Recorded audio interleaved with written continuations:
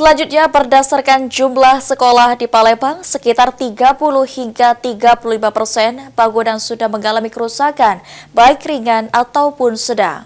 Untuk itu, Dinas Pendidikan Kota Palembang akan melakukan perbaikan di tahun 2025 dan 2026 yang dilakukan secara bertahap.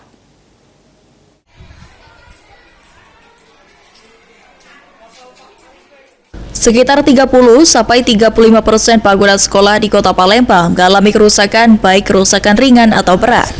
Kepala Dinas Pendidikan Kota Palembang, Adrianus Amri, mengatakan, Disdi Kota Palembang sudah menganggarkan untuk perbaikan SD dan SMP serta taman kanak-kanak, dan pada tahun 2025 sebanyak 12 SD mengalami kerusak berat dan 2 SD rusak ringan sudah termasuk ke dalam anggaran induk. Sementara itu, ada 10 SMP yang rusak berat dan 3 yang rusak ringan.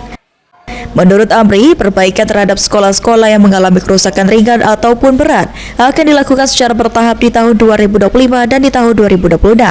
Ada beberapa sekolah seperti SMP 40 dan SMP 35. Di SD di tahun ini ada 12 yang rusak berat dan 2 rusak ringan, itu sudah masuk di anggaran induk tahun ini. Nah, untuk SMP itu di kami ada 10 SMP yang kita perbaiki di tahun ini, sebanyak yang rusak berat 10 SMP dan ada 3 yang rusak ringan di tahun 2025-nya. Untuk SD sendiri Pak Kadin?